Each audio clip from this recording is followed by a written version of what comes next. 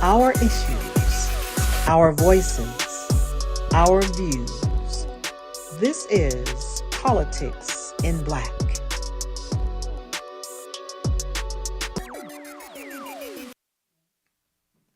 What's happening, family? We are back and we are live. And I'm looking at the wrong camera. Already, Miss Felicia is on me. But we are broadcasting once again live from historic Leimert Park in historic Morris Media Studios. And we got a good one today on Black History Month. So Politics in Black is back, once again brought to you by the Lineage, Equity, and Advancement Project here in Los Angeles. My name is Chad Brown. I'm your host, and we're going to have a conversation today. The name of this show today is Hallowed Ground, Conserving and Preserving Our Freedmen Culture and History. And so we want to talk about today in Black History Month, protecting our history, conserving our history, and protecting the sites that hold our history. Because I'm not sure if you've been paying attention to what's been happening out here in Los Angeles, you might have caught the news that we have seen a string of cemetery robberies out here in this city impacting specifically our community, because we know that we have our family members, our ancestors in some of these sites, in some of these cemeteries. And so we wanted to talk today about what does that mean when our history is being desecrated in that type of way. But before we get into our first segment, because we've got in studio, we've got Zoom, we're on the phone. If you're in the chat, please say hello in the chat. I got to remind everybody, we're financing this with our own funds. So if you have it today, please hit us on Cashapp or Venmo, $LEAP, LEAPLA, and on Venmo at LEAPLA. That helps us bring this programming and content to you. Now, before we get into our first segment with Miss Aisha here, we want to run a quick clip to give you some context about what we're talking about and what we want to discuss today. Do we have that? Thank you.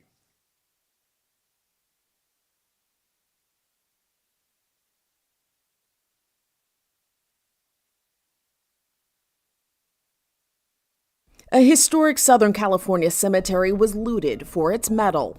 Lincoln Memorial Park in Carson was one of the first racially integrated cemeteries in Los Angeles County. Families have laid their loved ones to rest here since 1929. As you can see, all of these plaques are gone.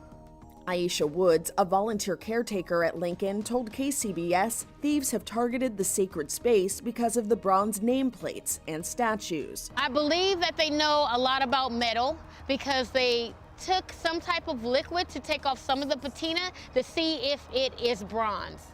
Bronze can hold value when sold for scrap metal and melted down, but these pieces of bronze also hold sentimental and historical value.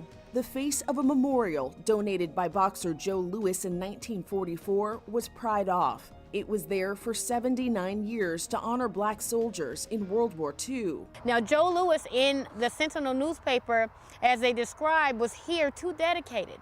We won't have that anymore. Now the long, expensive journey to replacing those plaques and nameplates begins. That's their name, that's their proof. And now this is gone because somebody wants metal, you know? That's heart-wrenching to me. As you can see, family members that just, they are doing their best. And they're replacing it with tape so they know, and everybody know where they were. Woods and her group of volunteers remain dedicated to the Lincoln Memorial Park, and authorities say they are investigating the crime. The thought of someone even picking a cemetery to rob any type of metal or gain was utterly disgusting to me. For Inside Edition Digital, I'm TC Newman. All right, we're back. So wanted you to see that Inside Edition clip to give you the context of the conversation that we want to have today.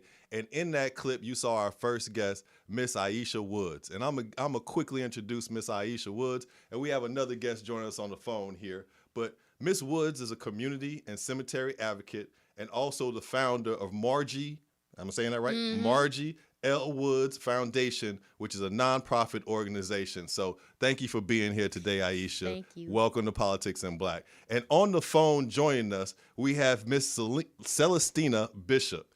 And Celestina is currently the owner and agent for Woodlawn Celestial Gardens in Compton, California. The first Black female to own her own cemetery in California. She is a published author and the owner of several profitable businesses. She's a businesswoman, okay. She's a mother, wife, and an advocate for accountability when others offer stagnation. I like that last line, Celestina. Come on in here to welcome to Politics in Black. How are you today? Hello, everyone. Can you hear me? I'm fine. All right. I can. Can you hear me? I can, Celestina. You're coming in loud and clear. Thank you for joining us today. Thank you for having me. All right. So I want to start with you, Aisha, here. And I understand you and Celestina know each other as well, right? So, yes. Okay, perfect. So we'll have a conversation here. We saw you in that clip, and we saw you talking about some of the theft that's been happening. So give me some background there. Tell me what happened, because I first came across you, and it looked like you were discovering this personally. Yes. So give us the story, the background there. Yes, that Friday I opened up at 9 a.m. and I saw a lot of water on the ground. Now, since the summer, we haven't had any water turned on to the property. So it was a shock. Okay. So I start looking around. I said, oh, it must be a pipe that's broken.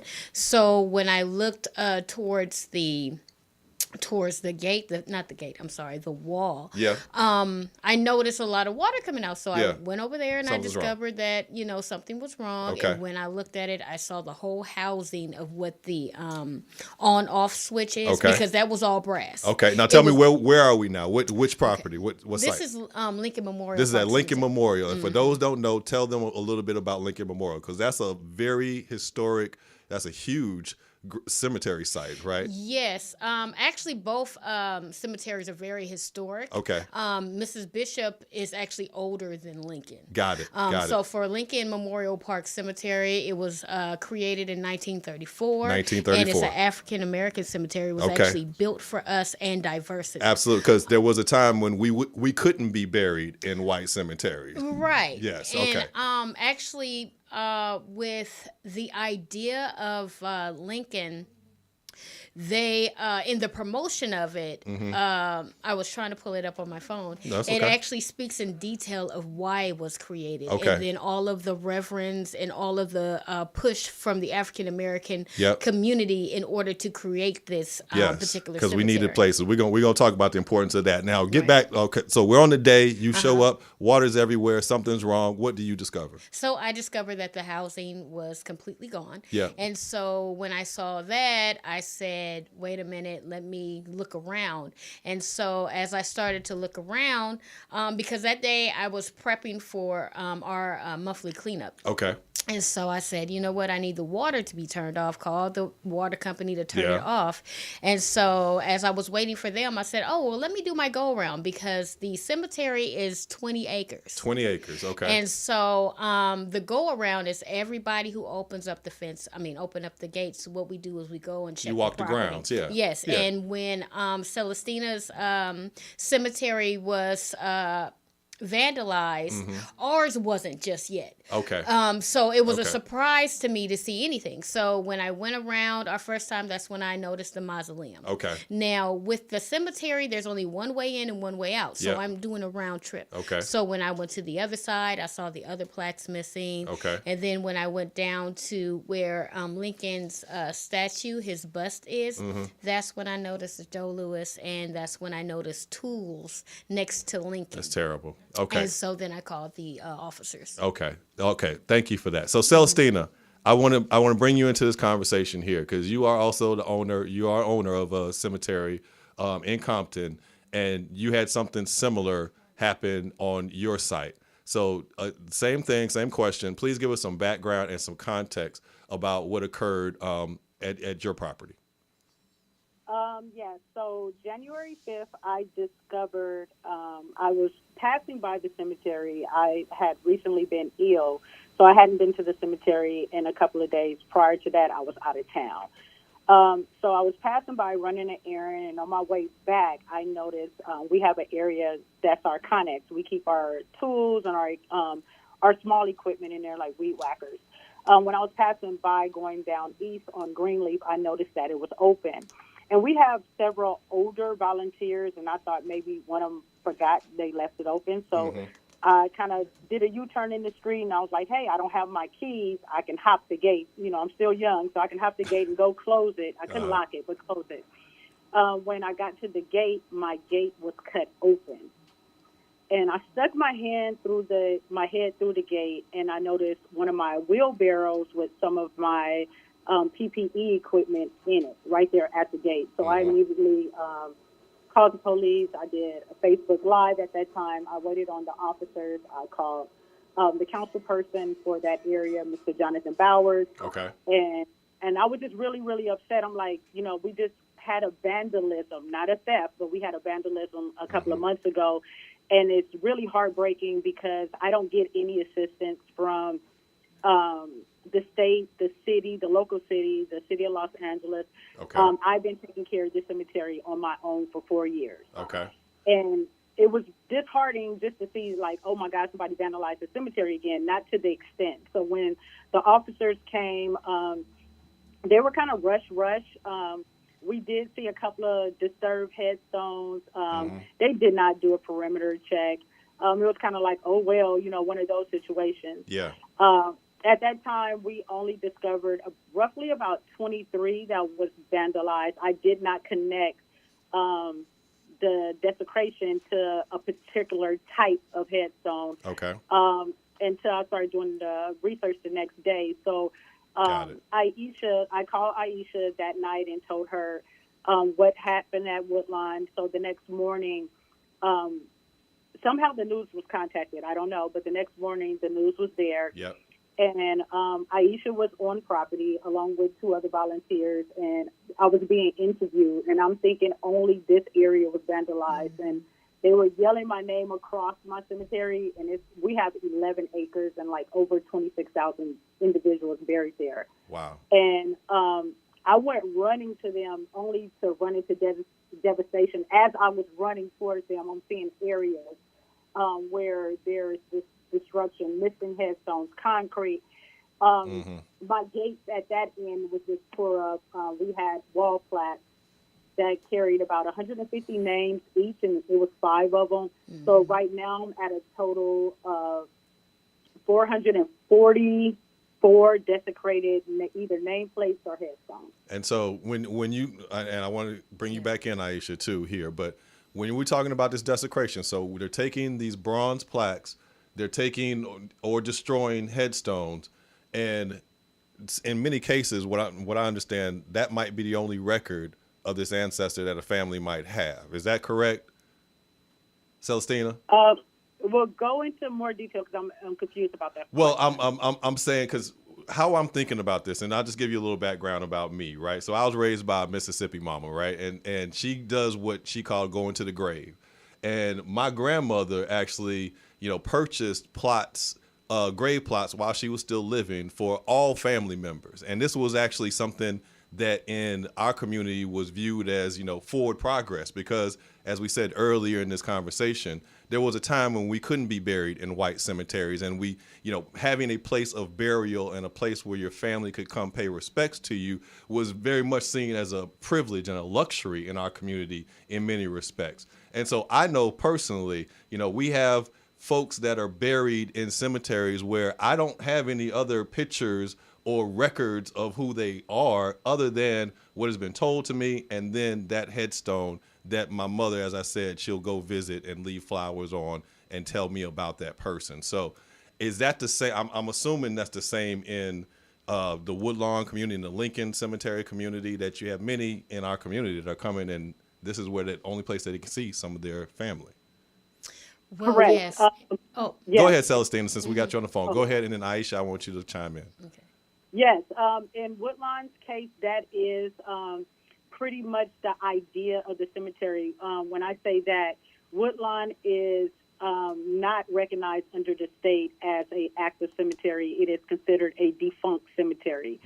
So Woodlawn has no active contracts, meaning there is no legal obligation to families. I want families to visit, so I allow visitation. And this rule would apply even if I wasn't the owner.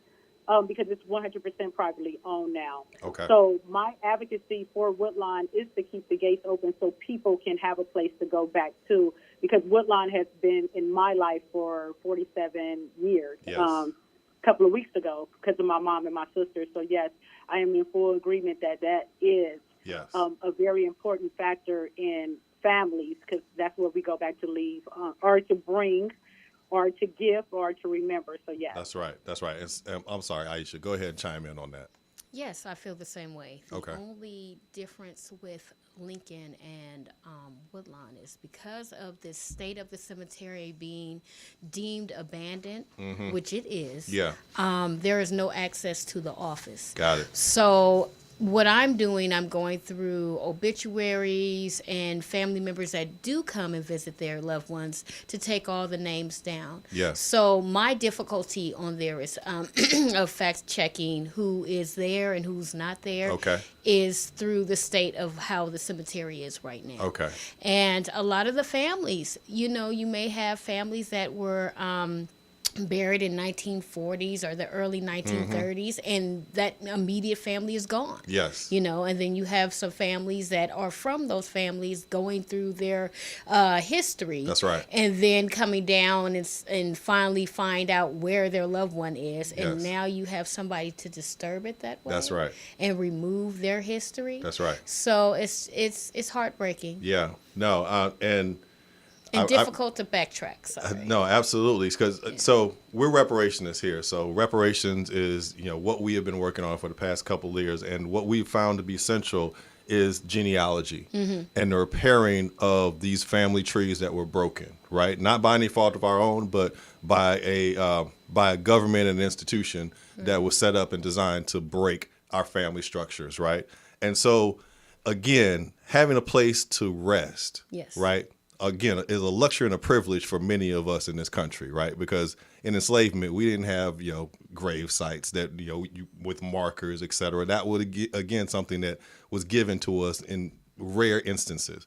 But having a place to rest, and then having a place for your family to come and visit you as you rest, that is part of our family tree and our family history. And so I tie this to the reparations project, because we talk about genealogy, and I know that these cemeteries play a critical piece in helping us piece together our genealogy and helping us get a complete picture of our family trees. Absolutely, and that's part of the reason why I developed the Margie L. Woods Foundation based on my mother. Tell us about that foundation. So I have, during this journey, what I decided to do was I felt the same way that you're feeling, where this has to be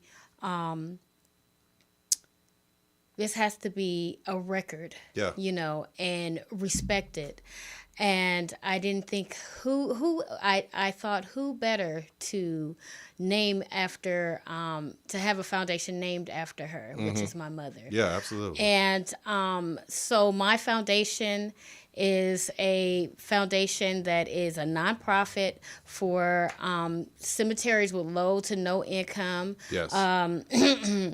Perpetual care. Yes. In order to help. Sorry. No, it's fine. I get nervous sometimes. No. When I talk directly to people, I feel it kind of okay. That's all right. That's all right, Aisha. So I drive blank, Take your so time. I'm glad that people have my bio, because I really would like to show the importance of genealogy in Black cemeteries like Lincoln. That's I right. want people to understand the importance of these cemeteries that are not getting funded like no it usually funding, is. yeah. And that is part of my foundation, to help and get funding in order to help other cemeteries, because there are more cemeteries that are about to be filled up. That was as my well. question. That I want to come to you, Celestina, because this sounds like this is an epidemic. Sounds like we have more than just Woodlawn and Lincoln, but we have many of our cemeteries, absolutely, if not a majority of our cemeteries, in the same situation here, where our history is literally being lost in real time. So I wanted to get your thoughts on the size and the scale of this issue, and whatever and what you're doing to help not only at Woodlawn but just in general in the community of cemeteries. So Celestina, and then Aisha, please chime in. Yes. Oh, no problem. Okay. Okay, so my saga with Woodlawn started in 2020. A lot of people don't know the backstory. My mother and my three sisters were bludgeoned to death when I was little. Oh, my God. And they found me 2 days later. So my journey started January 29th, 1977 at Woodlawn. Got it. All my life, I knew about Woodlawn. I used to sleep there with my grandmother. We wasn't homeless. She was just a grieving mother. So my Woodlawn is very special to me, first and foremost. I'm going to be buried at Woodlawn, so that's how special it is. Yeah. It's unfortunate that during the beginning time, so from 2020 to 2021, that people, political parties, capitalized off of my work at Woodlawn and made promises that they knew they couldn't keep, and it was not designated for Woodlawn or any other cemetery. And what I'm saying is AB 651, that's Assembly Bill AB 651, it was called Just Saving Woodlawn, Justice for Woodlawn. Mm-hmm. It was supposed to help situations like Woodlawn. It's very unfortunate that Lincoln happened because when I talk about I'm talking about this bill that was passed. Mm-hmm. They had 3 years to figure it out so a Lincoln would never happen. Yeah. So tell me what happened with AB 651 and who introduced that piece of legislation? Mr. Mike Gibson. Okay. And what happened, he asked me to go to be a part of this legislation. The city of Compton sponsored the bill. It was supposed to be a preventive for cemeteries where the owner abandoned or surrendered their license, that there will be funds set aside to take care of these cemeteries. It would be people in authority to oversee the cemetery until they figure it out. Again, 3 years passed, and Lincoln owner got sick. Okay. And now it's another. Believe it or not, it's another Woodlawn. The state does not help with, and it is a shame because we all invested our money into this endowment care, right? Yeah. And the state tells people, and I'm talking about the Cemetery and Funeral Bureau, they tell people, Miss Gina Sanchez especially, tells people that they will reimburse for things that you buy. They'll pay for the employees. They're paid for the bills. That is a lie. They don't. Mm-hmm. Okay. No, thank you for that. What the Cemetery Funeral Bureau and this bill did was basically fine individuals that do want the cemetery, and they kind of drop their responsibility off on them. Each and every time I spoke on behalf of AB 651, I knew at the beginning that it would not benefit Woodlawn, but it was a preventive for cemeteries like Lincoln going forth. And I'm devastated that this bill capitalized off of my hard work and my energy at Woodlawn and did not benefit others. I knew that it wouldn't benefit Woodlawn, but Lincoln shouldn't have never happened. They have the responsibility of pointing someone over there to take care of the cemetery. And what the Cemetery and Funeral Bureau is doing is redirecting individuals, wanting me to help them, the other individuals get the property, so they don't have to be worried about it. And so they're passing it off, it sounds like. Yes. And not, okay. I just want to go ahead. Yeah, and after I realized that they're using me as a proxy to,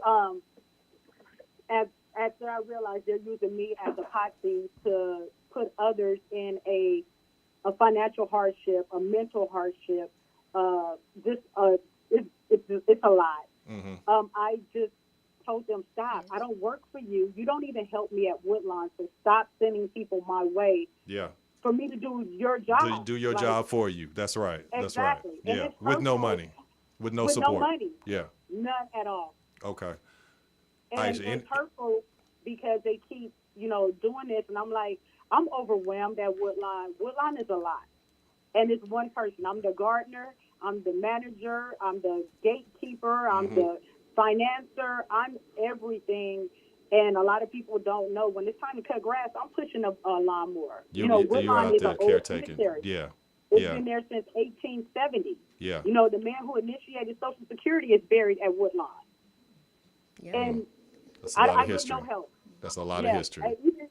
even with the families that don't understand, I get attacked, and I go home every night almost and cry with the situation at Woodlawn, because people don't understand that Woodlawn is more than just a cemetery. To me, it's my mama's house. Yeah. No, thank you for that, Celestina. Thank you for all of that context. This is a tragedy. I mean, I don't have any other words for it, because, you know, we are people that get forgotten about in life and now forgotten about in death. And go ahead, Aisha. I'm sorry. Yes, so that's why we bring together these foundations, this nonprofit.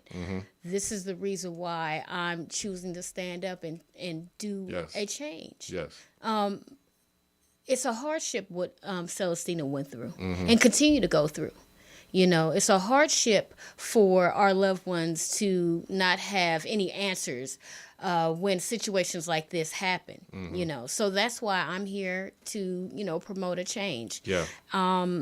At this moment, I do have a GoFundMe. Please to help tell the people how they the, can help support you and the foundation. Yes, so I have a GoFundMe that's to help continue to vitalize Lincoln Memorial Cemetery.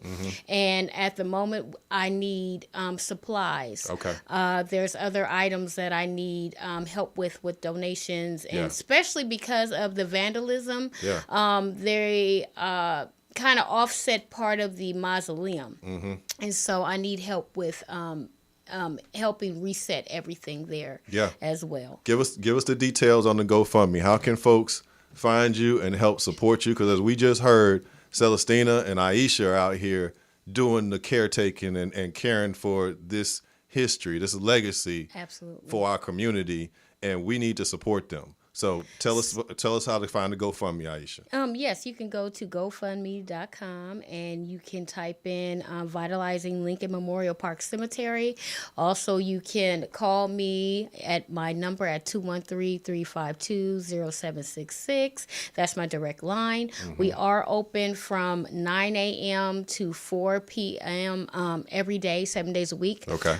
We are having, since it's going to be a storm, we're going to keep it closed. Okay. So if anybody have any questions or they're coming in on a certain day, they can call me directly. Okay. Thank you so much for that. So I want everybody to go and find that GoFundMe and help Aisha in this important work that she's doing. Celestina, I want to come back to you. Let the people know how they can help support you as you do this important work. Woodlawn Celestial Gardens is a registered 501c3 with the state of California and the Internal Revenue Bureau. So you can we do have a GoFundMe, look up Woodlawn Celestial Gardens. We just need assistance. I need more volunteers. You need you need bodies. You need people. I got you. Okay. I need more volunteers. You know, even if it's a couple of hours, and you know, I tell people, even the people that can't even work, just come and kind of direct people, or just let them know currently, because right now we're not allowing any visitations. I have a lot of disturbed area. I have open ground from the removal of the headstones. But if someone can just talk to the people while I do the work, that's a benefit for me, because the more I talk to other people, the less work I can get done there. And since I'm doing the work by myself, and you know, it's kind of hard. I got to hold a conversation here for 30 minutes when my ground requires 30 minutes of work. No, I understand. So. And I'm assuming, Aisha, you would like some volunteers too. Absolutely. If you're in the Los Angeles area and you can volunteer your time, don't need to have any money, just your time and two hands, please get in touch with Aisha Woods or Miss Celestina and help them do this important work, because this is history that we have to protect. You've heard them tell you nobody's giving them any resources. Nobody's giving them any funding. And if it wasn't for them, this history would just get lost. And this history is our families. So please tap in with these two young ladies who are doing this very important work, family. If you are in Los Angeles, I'm sorry, Aisha, I'll give you a few words. Go ahead. Yes, I forgot to mention that Sure, I'm please. also, our next cleanup is March 16th. March 16th at Lincoln. Okay. At Lincoln Memorial Park Cemetery, located in the city of Carson.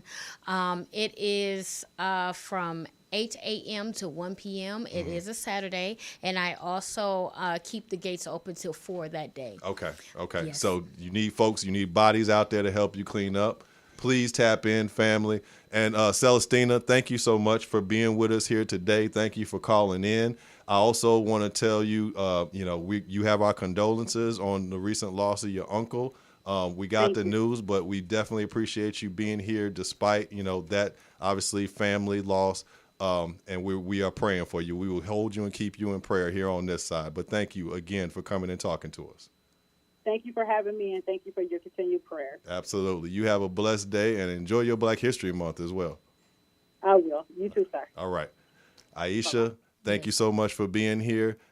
Please keep doing what you're doing. Thank you so much. It's been a pleasure. Yeah, absolutely. Great to meet Absolutely. All right, family. That was segment number 1. We will be right back after this commercial break. But as I have said in the past, please help support this program.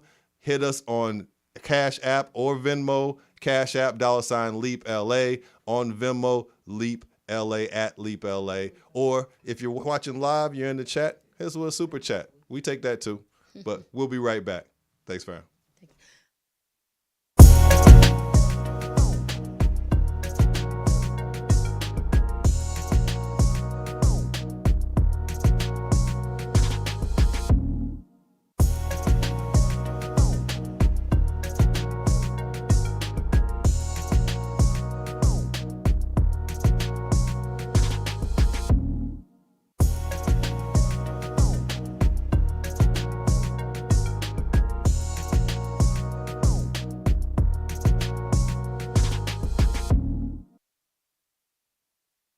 Since 19 Since 19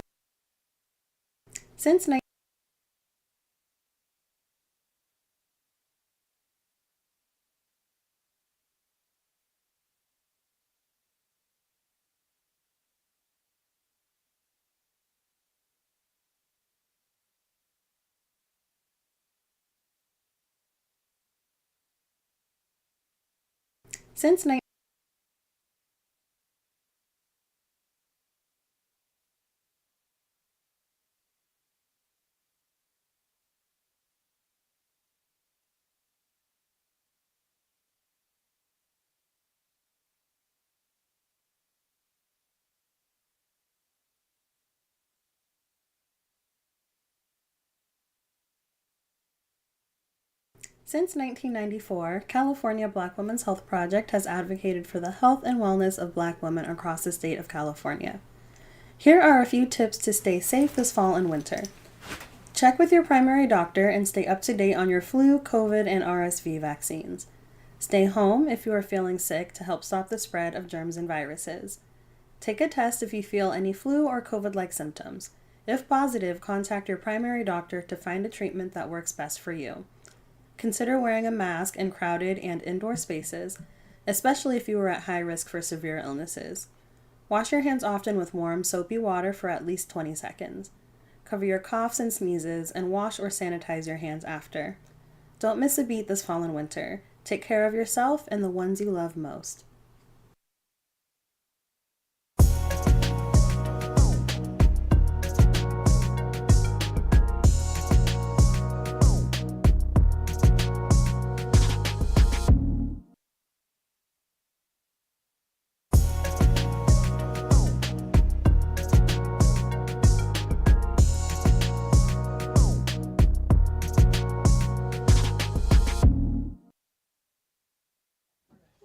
What's happening, family? We are back from that quick break. Had to take a breather after that first segment. That was a heavy one. That was going to weigh on me for a minute. But please, if you missed that first segment, go back, rewatch this. Support Aisha Woods. Support Miss Celestina Bishop and Woodlawn and Lincoln. And even in your local communities, please reach out to some of these cemeteries where our ancestors are buried. They need our help. So before we move on, I have to, this is a place for action here at Politics in Black. So I got to let people that tune in here know what the call to action is, because as you know, we are in the midst of California Reparations 2024, and we got a lot that's happened. So I want to make sure everybody is aware of what you should be doing in the state of California and wherever you live to help support the efforts of Coalition for a Just and Equitable California and for the Lineage, Equity, and Advancement Project that is a coalition partner with CJEC. So the very first thing I want to talk about is SB 490. And for those that don't know, SB 490 is Senate Bill 490 introduced by Senator Bradford. There he is. Isn't he a handsome devil? But Senator Bradford has introduced SB 490, and it does something that we critically need, something that's so important. It will establish the California American Freedmen Affairs Agency. And so anyone that studied any history of reparations, you should know that in each case of reparations here in the United States, in the past, there has been a government agency to facilitate, to administer, and to disperse those reparations. And we deserve exactly the same thing. And so SB 490 will establish here in California the California American Freedmen Affairs Agency, and we need that infrastructure. So if you're on Twitter, if you're on social media, look for that call to action. We want to thank Senator Bradford for that bill, and we also want to let the other members of the CLBC know that this is a priority for our community and that we must have SB 490 introduced, passed through the Assembly and the Senate, and on the governor's desk this legislative cycle. The second call to action that I want to talk to you about is around a new bill, AB 2089. That's Assembly Bill 2089. And this bill was introduced by Assemblymember Chris Holden. And shout out Assemblymember Chris Holden, because he just keeps on coming through in the clutch. So if you've been following things, you would know that Chris Holden also was the author and introducer of SB 189, which was language authored by CJEC that made its way into the governor's budget trailer bill last year, that then created a new category at the state level for descendants of persons enslaved in the United States. So those of us who have been identifying just as Black and African American now have a separate and distinct category based on SB 189 that was passed as a component of the governor's budget trailer bill. Now, AB 2089 by Holden, which has been introduced, also authored by CJEC advocates, will expand that data collection, that disaggregation of data, to all of California's cities and counties. So the entirety of the state, from north, south, east to west, will then disaggregate data once AB 2089 is passed into law. So, needless to say, that's a critically important bill out here in California. We say this all the time. You have to see us specifically to be able to repair us specifically.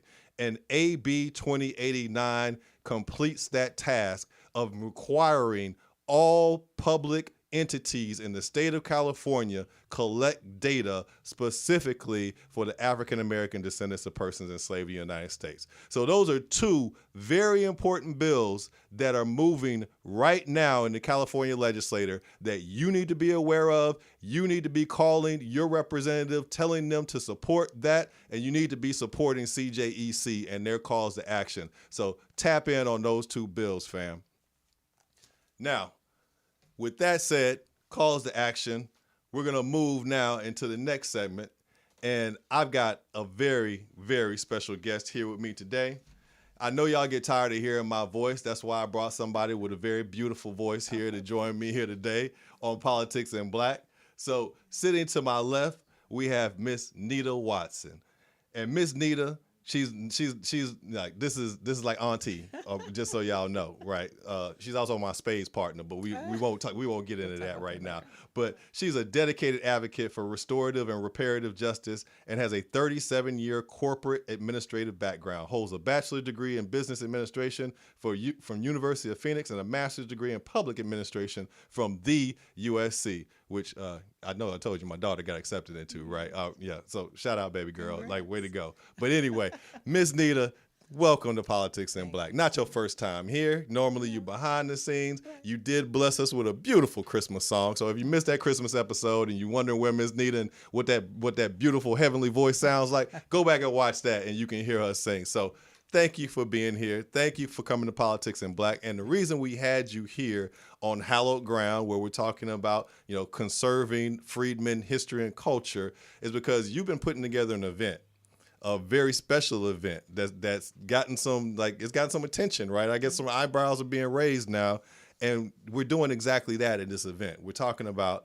freedmen history. We're talking about freedmen politics and initiatives right now, and we're bringing that to the church family and the church community. So tell us, let's start there. I want to start there and tell us a little bit about the and I'm sorry, I won't get the name right because it keeps changing on me, I think, but the pastors completed for me. Finish that for me. What is it? It's the Interfaith Leaders Reparations Summit. Interfaith Leaders Reparations Summit. Thank you so much for that. welcome. So tell us about this event that's happening next week. Next week, next Saturday, February 24th at Loveland Church in Fontana, we will be reconvening for the second time to bring our faith leaders together to talk about how important it is to learn about our history and how we can, as a collective,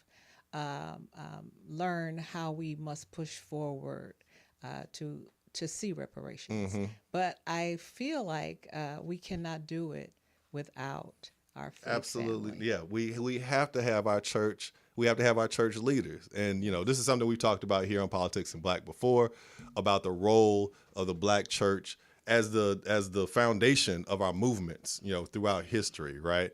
And so I think what you're doing is so very, very important. So tell me how you came up with the idea. What was the inspiration for the Interfaith Leaders Summit? Well, I grew up in the church myself. And so I found, as I worked in this space in the reparations movement, that a lot of our faith leaders don't know a lot about what we're doing, first of all. Yeah.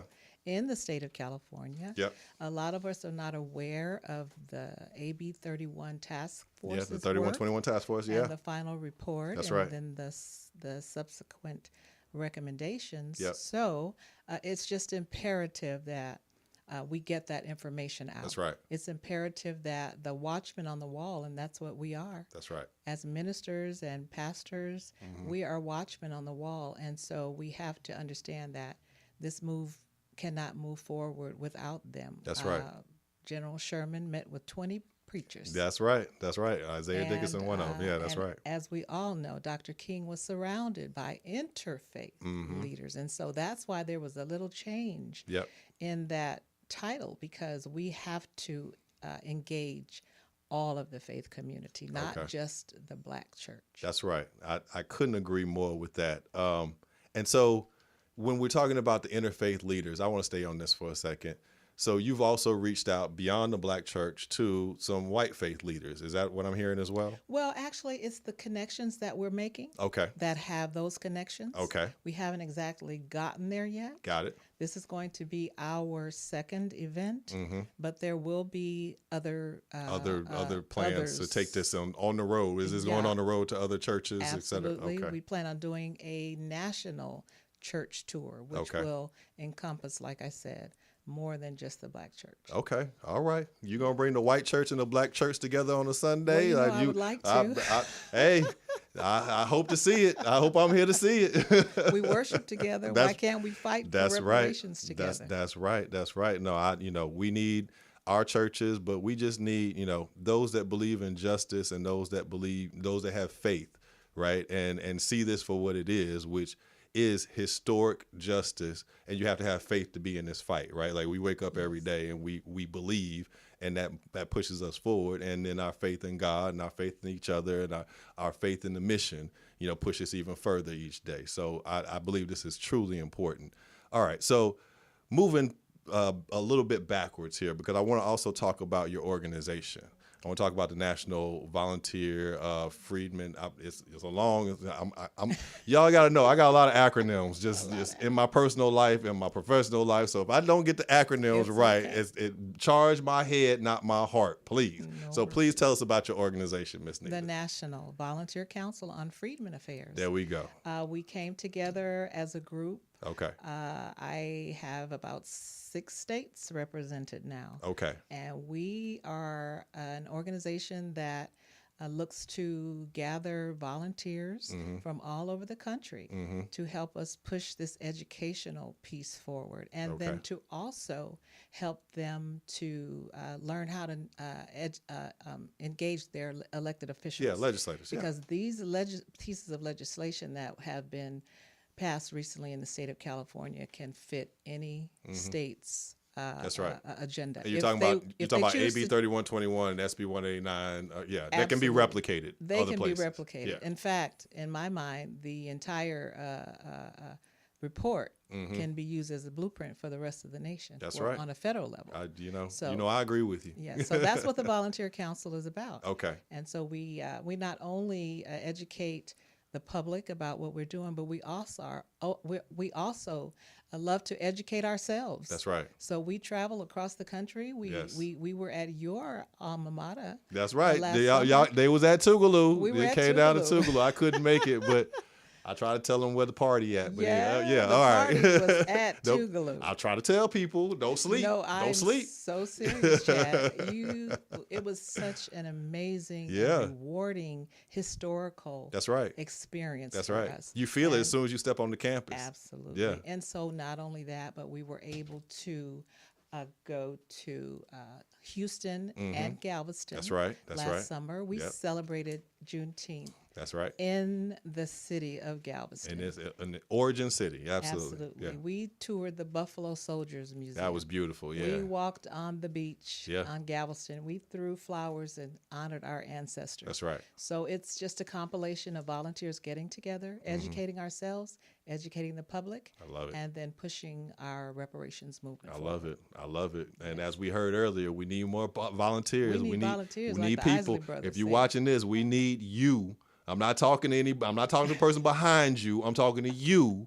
We need you to volunteer, right? We need you to pick up the phone. We need you to send the email. We need you to tap in on some of these calls to action, right? Because this is collective justice that we're talking about, right? So we talk about collective uplift. We need collective effort. Yeah. So that's all. I'm sorry. I'll get off the soapbox for a second here. Okay, so Ms. Nita, tell us what's coming up. So we have the event next week. What else? Because you always planning something. I know you are. I've learned that about you. You got things. Oh, here's a flyer for next. This is next the 24th, which is Saturday, right? So Saturday, February 24th, we will be in Fontana, California at Loveland Church. You see the former chair of the California Reparations Task Force, Camilla Moore, there. One of the lead organizers from Coalition for a Just and Equitable California.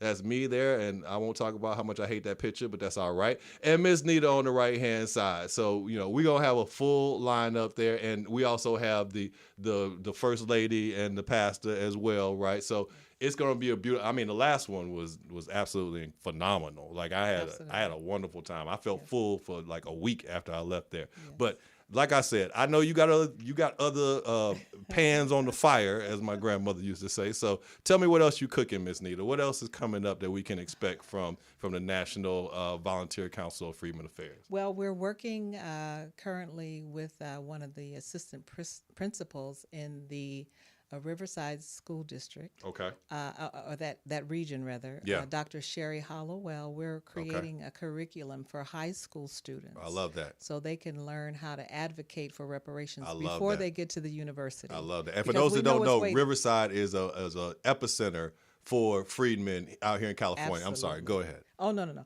It's such an important thing for high schoolers to understand their own history before they get to the university. That's right. Because they're not going to tell us. We don't want the university telling us who we are. Yeah, we need to be firmly cemented in who you are and your history before you go off there and learn another history. I couldn't agree more with that. Absolutely. Yeah. So we have quite a few really enriching programs and that's just one of them. Okay. So look to hear from us about those. Okay, so how can people get in touch with your organization? How can they help support your organization? Give us your socials, emails, all that good Well, stuff. we're on Facebook, Okay. we're on Instagram, Okay, and we are on Twitter. okay, And we are our website is under construction. We will launch by the 24th. We'll be able to share that with the public at that time. But right now we're under construction, so don't necessarily have a cash apps and things like that Okay. yet. But it's we on gotta get the that way. set up now. It's on the Okay, way. all right, because we want to be able to support you because you're Absolutely. doing important work. Excuse me. And so for those that might have missed it, or I just messed up the acronym so bad, I'm gonna say this one more time so you can find her on socials. National Volunteer Council on Freedmen Affairs, NVCFA. So that's at NVCFA. That's I got it? correct. All That is right, correct. all right. I guess I'm holding in there. I'm holding it together. Yes, thank you so Miss much. Nita, you are a beautiful soul. You're Thank a you. beautiful spirit, and I'm sorry. ETM. Oh, shout out ETM Media.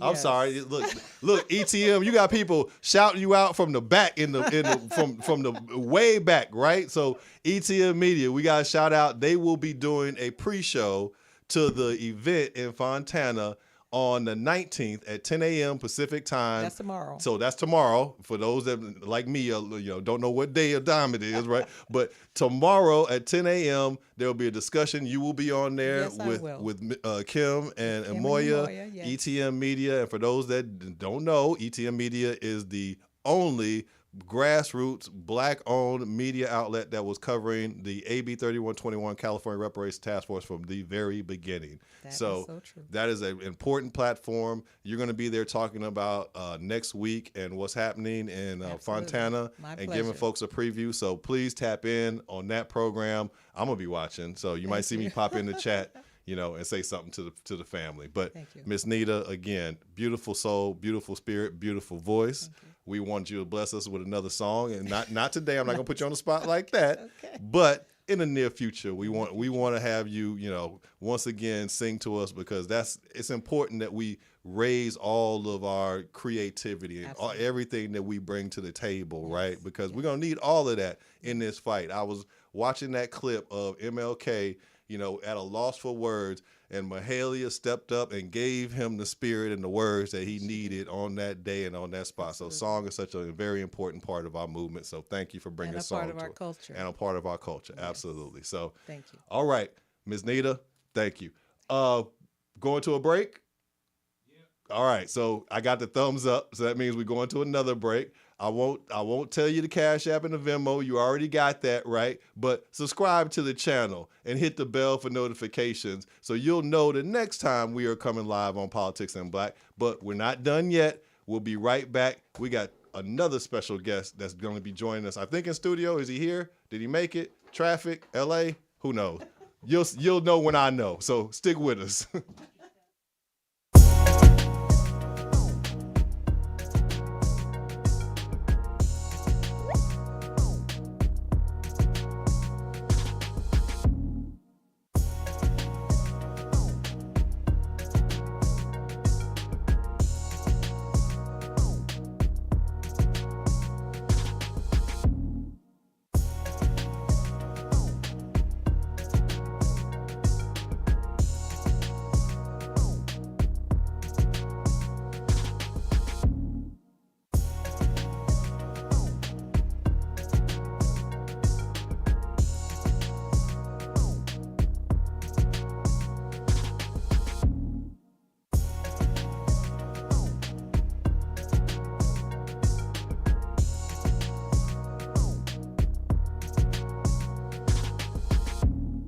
Church.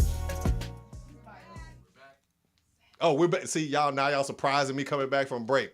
See, y'all don't even know what I deal with up here, right? Trying to do this for the people, but we gonna keep on moving. So going into and staying with the theme of conserving Freedmen history and culture, we want to talk, and you just heard from Miss Nita, and you heard Miss Nita Watson talk about how it's important that we have our church involved in our movements. Not only the black church, but the white church as well. But we want to have our faith leaders. And so we thought it was important to have some faith leaders here today and speak to them not only about the work that they are doing, but how they see the role of the black church and how can we get the black church really on the front line, as Miss Nita so eloquently put, the watchers on the wall. We need our watchers and we need them on that wall. So with no further ado, I'm going to bring in Pastor Brian Hawkins. And Pastor Hawkins is a dedicated public servant with a passion for improving the lives of his constituents. Born and raised in Southern California, Hawkins has deep roots in the community he aims to represent. He began his journey in public service as a pastor, serving his community with compassion and dedication. And currently, he is serving his community as a councilman on the San Jacinto City Council in Riverside County, California. So welcome to Politics in Black, Pastor Brian Hawkins. Pastor Hawkins, can you hear me? Yes, I'm sorry. Can you hear me? I got you. You're coming in loud and clear. How are you today, sir? I'm doing well. Can't complain at all. That's right. You sound like me. I say I woke up on the right side of the dirt today, so I got no complaints if I'm in that space. So absolutely, we appreciate you being here today, Pastor Hawkins. I'm not sure how much you've heard of the conversation that we've been having here today, but obviously, you know us, that we are reparationists here, and that's what we are working on. That's what we're focused on. And as we have been talking about here, reparations is, if not the most important, the largest movement that is happening in our community right now. And largely, I don't see our church. And so that is an issue. And that's something I wanted to talk to you about and get your thoughts around how the church can step up and be more visible and more active in the reparations movement. So I'm going to put all that out, Pastor Hawkins, but start by just telling the people a little bit more about yourself, any place you want to start. Absolutely. Well, first of all, I want to say thank you. I'm actually at work. I had to step out because I'm on a 24-hour shift right now. Oh. Other than that, I would definitely be in the studio with you guys. I'm in San Diego, but I live in Riverside County. Okay. So here's the thing. And there's, to talk about me, people can go to my website because I don't want to spend time, going through my life. I do have a very interesting story about who I am. I'm also an elected official. So I sit on the city council in the city of San Jacinto, Riverside County. Mm-hmm. So I'm an elected official. Before I ran for office, I was a senior pastor of Divine Appointment Worship Center, where I planted that church back in 2016.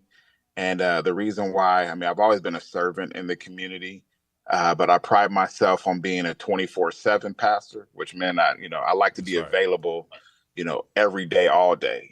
Somebody called me at 3:00 in the morning, I'm getting out of the bed, going to go help out. I feel like the church, from my understanding growing up, the church was always the hub of our community. It was the early internet. When you think about the internet today, how you go on the internet for all your information, you Google everything. When you went to the church to get all your information, that's where they had the boards when you walked into the church, and it had jobs available. If you needed food, you can go down on Fridays to get food pantry, you needed information or whatever, the church was really important and impactful.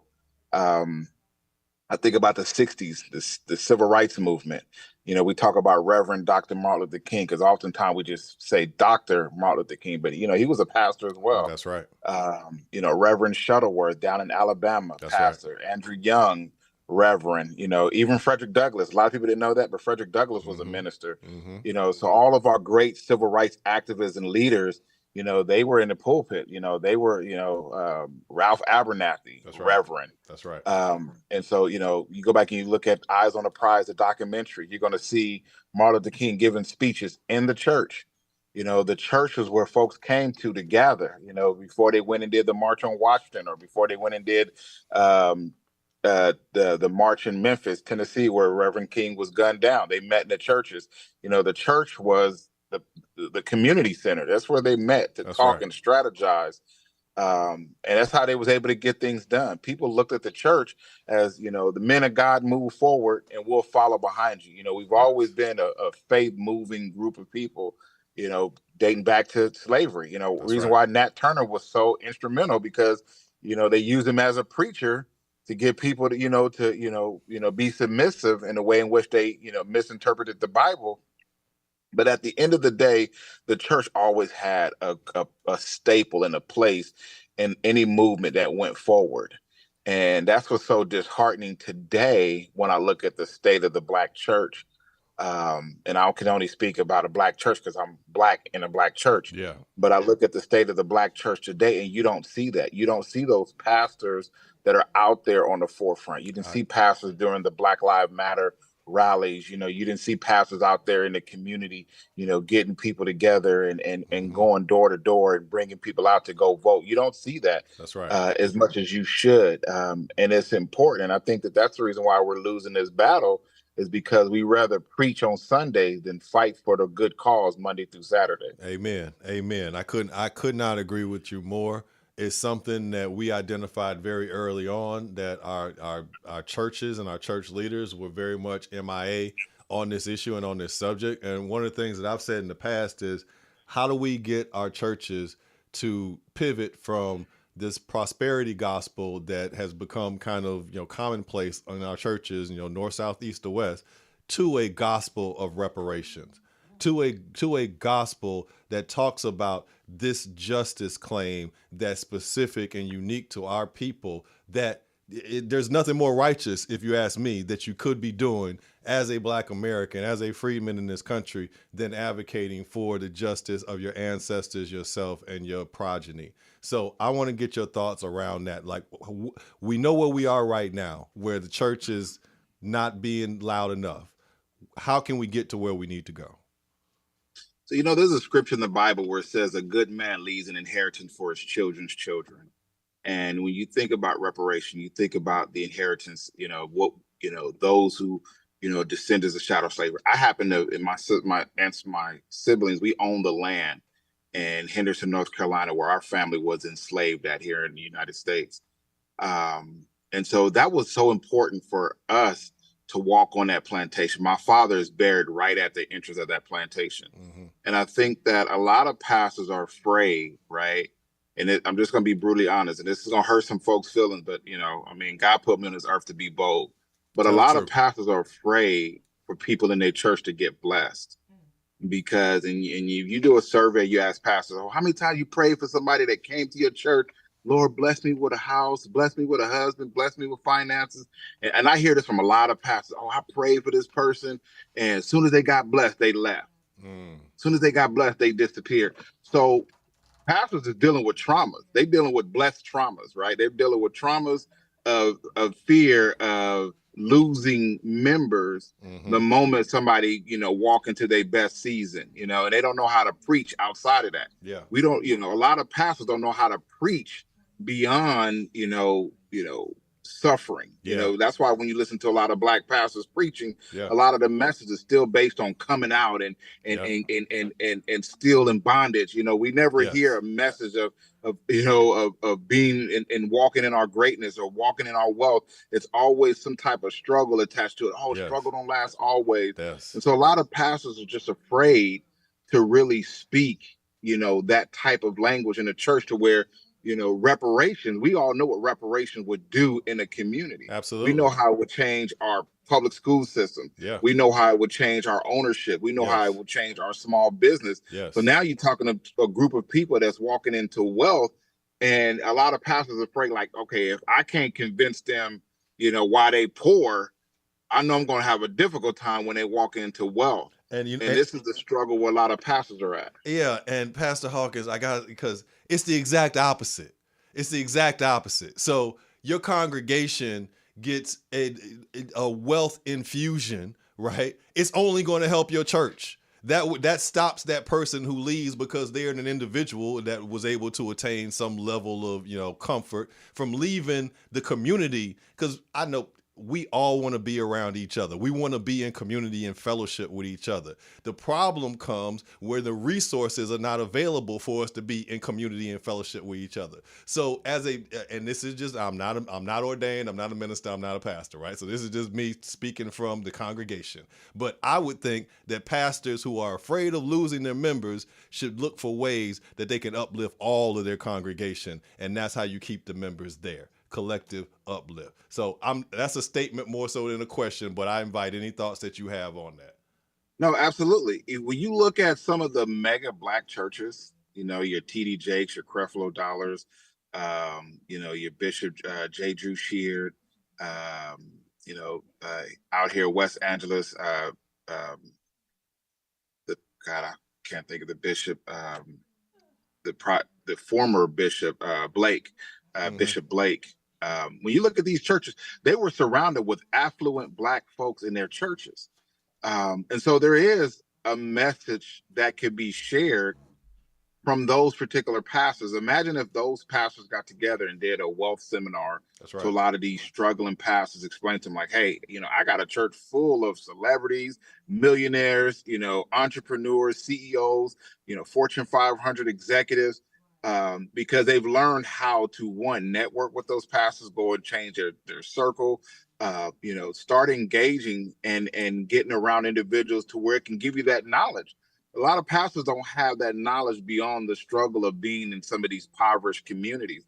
And if you're never increasing your knowledge, if you're never, going out trying to, change your circle, then of course it's going to be hard to really try to convince your congregation that we can really do this together. And that right there is a struggle within itself. Mm-hmm. And that's something that I would love to see happen. Start going to, TD Jakes offer these conferences that you can go to. He has those faith and leadership conferences. I want to say it's in Florida, but there's different pastors that do these conferences that way it can equip you. And I think that's one of the struggles too, is going out and getting more knowledge than what you have now so you can be prepared. Because what's some of the language that you hear coming from the right? You want to give Black folks money, but they don't know how to deal with their money, and all these negative language. And like, well, why we have to learn how to do what's belonged to us anyway? Don't come spending my money. I know how to spend it myself. That's right.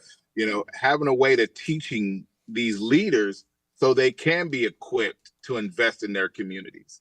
Yeah, no, I couldn't agree more. And I think that we need some, like you said, some cross-pollination between these leaders, right? And we need our leaders. Like I grew up in Jackson, Mississippi. I went to New Hope Baptist Church, and Jerry Young is my pastor, right? So Jerry Young, president of the National Baptist Convention, one of the largest, Baptist conventions, I think, in the country.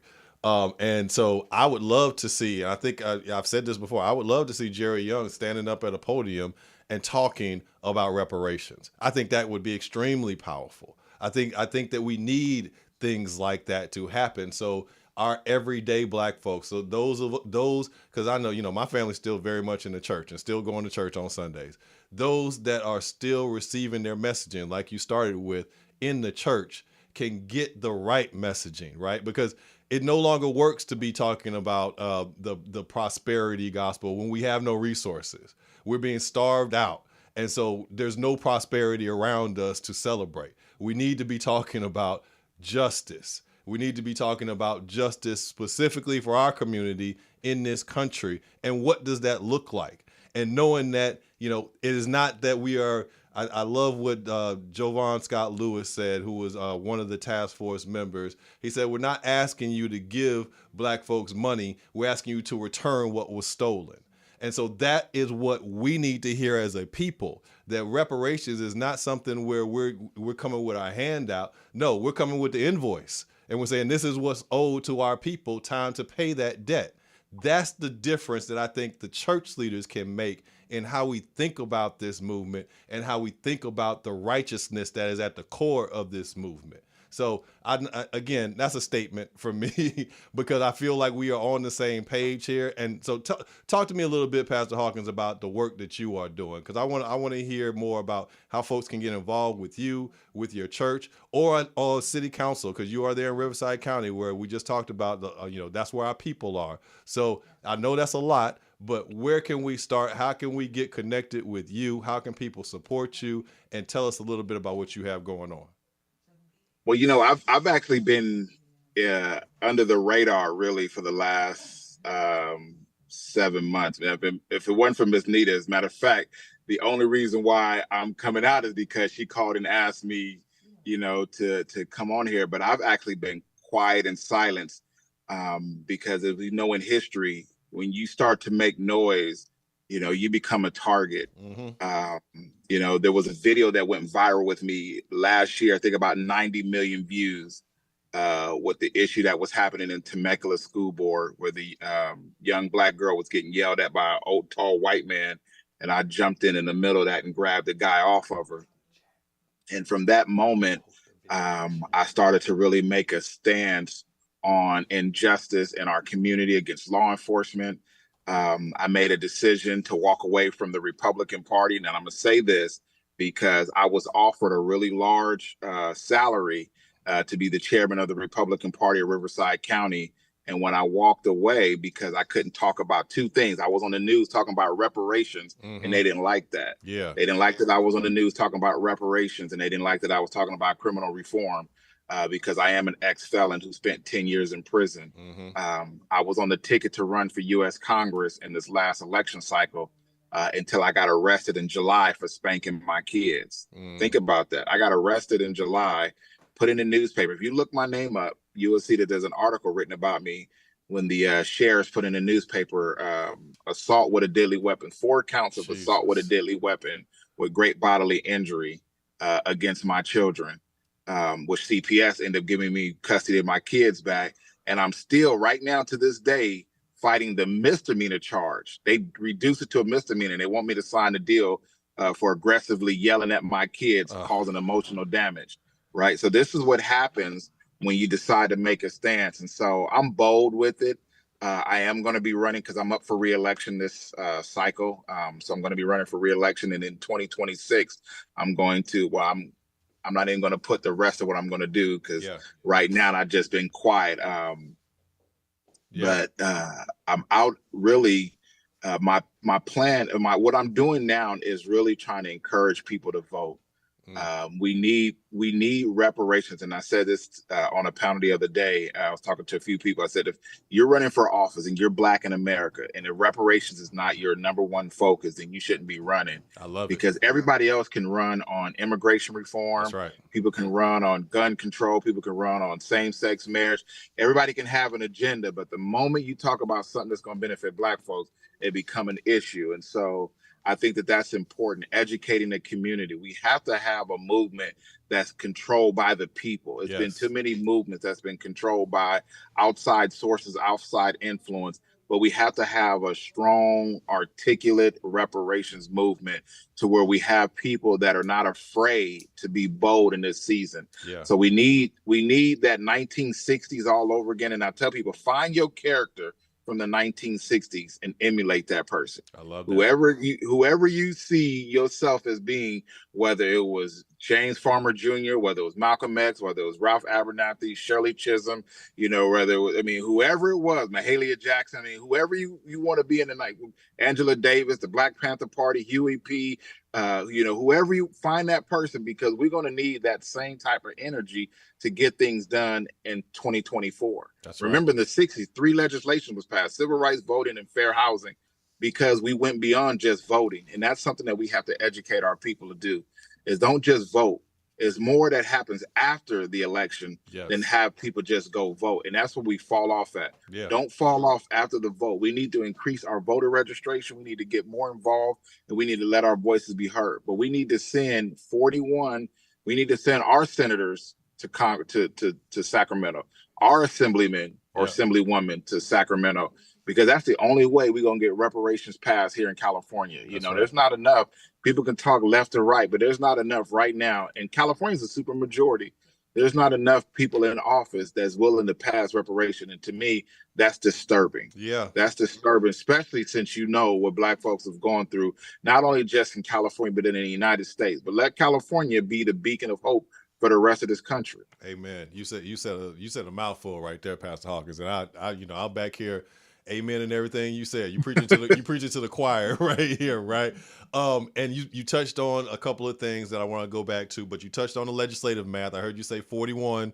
The rest of that is 41 assembly people, 21 senators, 1 governor, right? That's the math that we need to pass any legislation here. But you also mentioned something I think is very important in this moment, that we have legislators that are proving not up to the task, or that are falling short of what we know reparations justice look like in their, first attempts. I'll call that a first attempt. Even though I have some other words going through my head right now, but I want to get your thoughts, because not only are you a pastor, you are also an elected representative as well. So I want to get your thoughts on how can we embolden our elected officials to stand up and do some of the things that you're doing. Because and for folks that are wondering about the viral moment that you had at the school district, we posted that video in the chat. So I'd say everybody go, because that's what standing up for your people looks like, by the way. But I want to get your thoughts on, as an elected official, as a pastor, and as an advocate, someone who's standing up, how can we get more of that spirit into the legislature, into the halls where we need the 41, 21, and the 1? Like I said, I'm just going to be honest with you. We really have to revisit how things got done in 1960s, right? MLK met with Lyndon Johnson several times, met with John F. Kennedy several times, but it was those demonstrations. It was the kids, getting water hosed, dogs getting sick on them. It was the 4 men that sat at the Woolworth counter. It was Bloody Sunday. It was in your face. And right now we're doing things too much in meetings. We're doing too much in closed rooms, to where, as long as we stay private, this is what I tell people in my community. If you ever want to get something done, don't send me an email. Don't send me an email, because I can always delete the email or whatever. Come to city council meeting and put us on blast. Let us know you will not tolerate potholes in the street. You will not tolerate run down, street signs. You will not tolerate, homelessness. Let us know. And then, hey, I got enough people that I can get you reelected. Politicians speak one language: reelection. That's it. That's it. That's the only language a politician speak. And the way they look at Black people, they look at the metrics, they look at the numbers, and they say, how many Black folks turned out for the election? I know in 2008 and 2012, it was the most Black folks ever voted since 1972. So we know that Black folks don't really vote, and that's a problem. So at the end of the day, we have to get organized. We have to get structured, and we have to go and do exactly what we did in the 1960s. The Black Lives Matter movement in 2020 scared a lot of folks. Because they didn't know who was going to vote. They didn't know which direction they was going to vote. That's why diversity, equity, and inclusion, and people start putting Black Lives Matter on baseball hats and courts and video games, and it was all over the place. Black Lives Matter cereal and t-shirt and everything. And in the moment where we do what we do best, we move and then we stop. We got to keep moving. Martin Luther King says, don't stop, just keep moving, get there somehow, in any way, just keep moving. We need to tell the story of Selma in its entirety. Stop just saying we crossed the Edmund Pettus Bridge, brother. Selma was a 5-day walk. We don't talk about that enough. Them folks walked for 5 days to go vote. We have to have a determined mindset. You're going to get talked about. You're going to get ostracized. You're going to lose friends. People are going to turn their back on you. But at the end of the day, we got to do what's right, because if not, we already starting to lose our place in politics. We already starting to lose our voice. And we got to let them know, like Horton Hears a Who once said, we are here. And we got to let people know that our influence is power. Influence is currency. And there's no more influential race in America than Black folks. Even at our 13%. We could be more than that, but even at our 13%, we still have a ton more influence than folks that are sitting at 58%. That's right. And you're out there in Riverside County. What are your demographics like out there in Riverside County?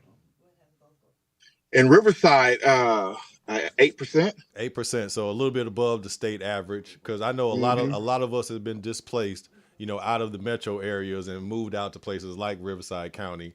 And we have kind of burgeoning communities in that area right now. So talk to me a little bit about, like, in your community, like as you are in community and as a city council member, what are you hearing from the Freedmen community in Riverside? Are you hearing that there's an awareness about reparations? Are you hearing, there's organization or happening around reparations? I know here, we're in Los Angeles, we're Sacramento, some of the metro areas, and we definitely have some movement, but I don't get out to Riverside much. So I'm just wondering what the vibe is in Riverside County. Yeah, well, last year I hosted, and I paid for it out of my own pocket. I hosted a reparations sit down, and we had a packed house. I think it was a 2-day event, and we had a lot of folks that showed up. And Dr. Camilla Moore, she came for both nights, and it was really nice. I got with the Black Chamber of Commerce. As a matter of fact, this Thursday coming up, I'm going to be meeting with our community gatekeepers to really talk about bringing all the Black community together. We need a Black Riverside, because Riverside County, you have Temecula, Marietta, that's a different group of Black folk. Mm-hmm. Then you got Menifee, that's a different group. Then you got Moreno Valley, that's a different group. And then you got Palm Springs, and then my city, San Jacinto and Hemet. Mm-hmm. So we're separated in different, silos. But at the end of the day, we need to have everyone come together. I don't think we really talk as much about, and it's unfortunate that we just had our redistricting, but we need to get more involved in the redistricting so we can have that full 8% in kind of like in one district. So the way the map can be drawn, we're not drawn out, have 3% in Palm Springs and 2% over here and 5% over here, because that's how we get moved out. And that's how we don't get state legislators, because we don't have enough collectively to put enough people in the office, to balance it out. But what we've been doing lately is really just bringing awareness. I'm going to get with Ms. Nita, because I have a couple of pastors in Riverside County that can host town halls and be more aggressive towards taking this on ourselves. Because if we're waiting for the government to do it, we all know, how fast the government move. Yeah. And so at the end of the day, it starts right here. This is something that I want to see happen.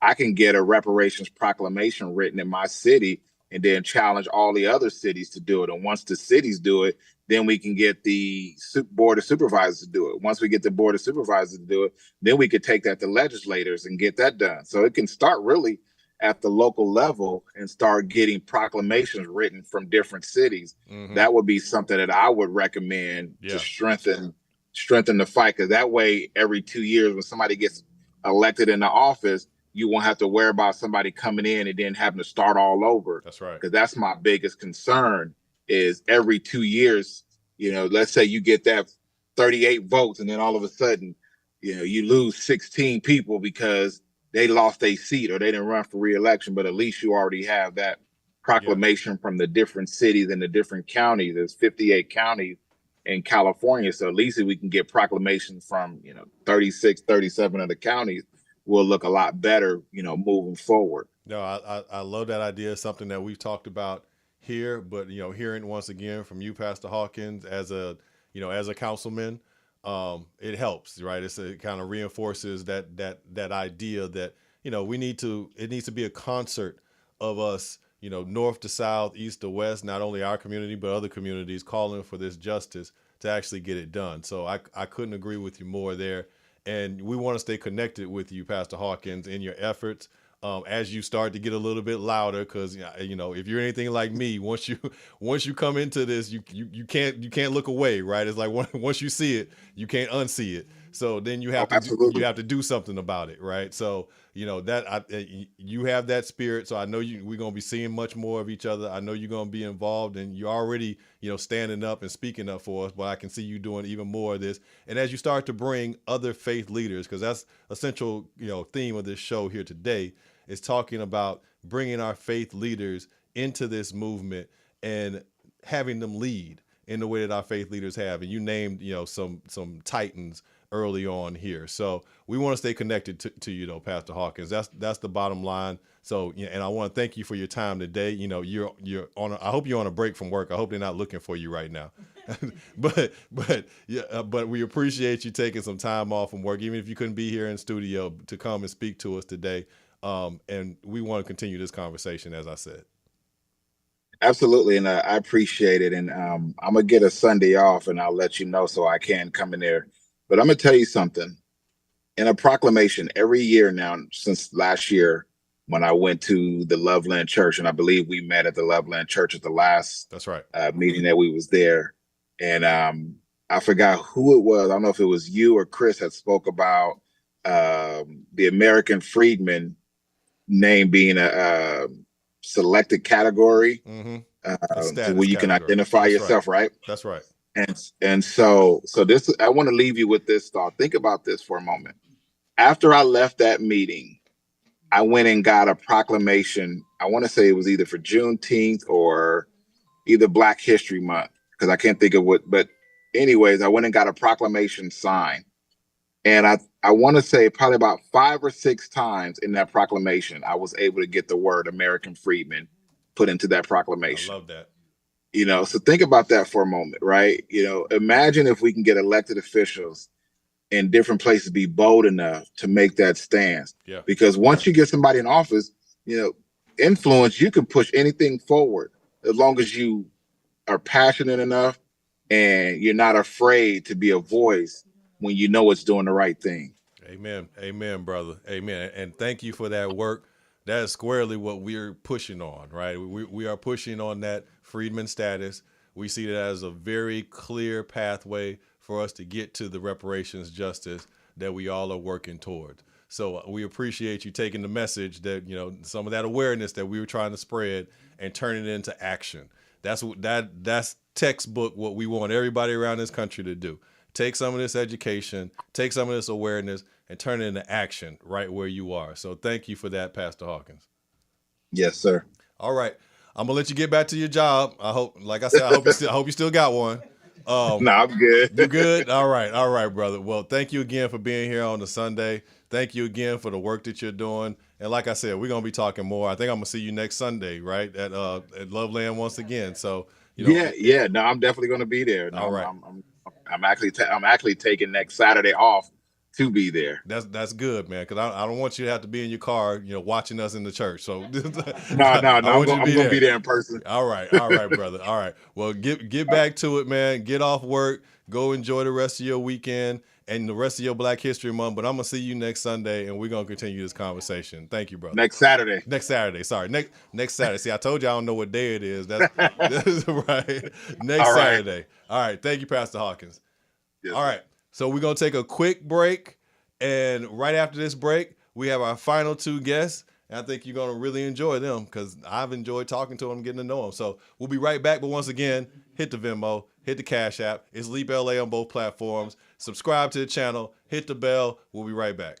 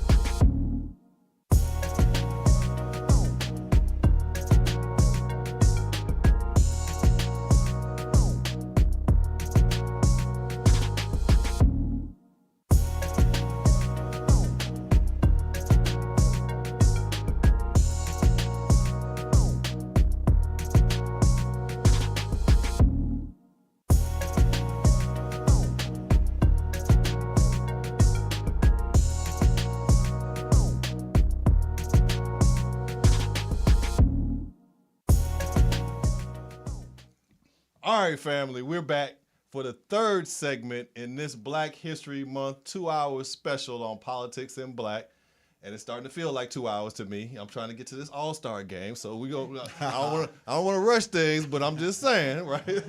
But today's show, as you all know, is called Hallowed Ground, and we're talking about preserving freedmen history and culture. And we started today talking about our cemeteries and how they are not receiving any support, and our history is being lost in real time in our cemeteries, losing our ancestors. I got you, Miss Felicia. I'm right here. I got you.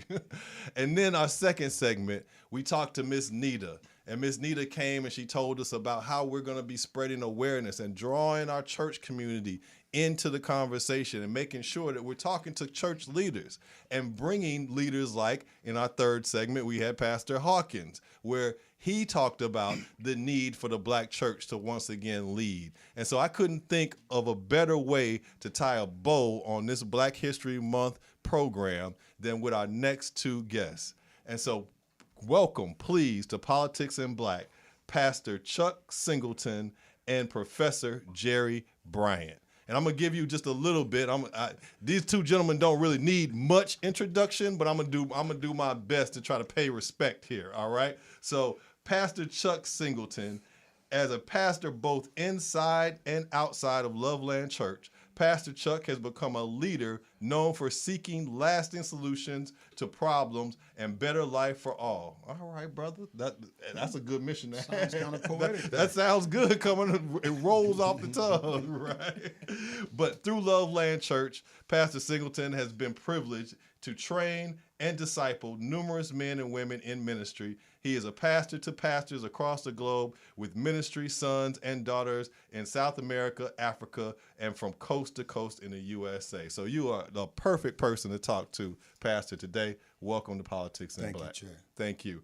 And Brother Jerry Bryant, Professor Jerry Bryant, this man needs no introduction. If you are a lover of history, if you are a lover of Los Angeles, you know this brother because he's been everywhere that we talking about Los Angeles history and black folks. You gonna see this brother. So Pastor Jerry, I'm gonna let you introduce yourself. I'm gonna let you tell the people just a little bit about yourself and how you came to be Professor Jerry Bryant and so ingrained in Freedmen history, the history of our people here in Los Angeles. I know that's a lot, but I'm gonna give you just a little space here to introduce yourself. Yeah, that's quite a bit. But to begin with, I can say that the first thing is that I'm from real South Central Los Angeles. He said real South Central. Y'all heard that. He said real. Yeah. And if you don't know what real South Central is, it's South Central before 1965. There you go. Yeah, because after 1965, wherever black folks lived became South Central. That's right. That's right, Professor. But also, I'm a retired teacher.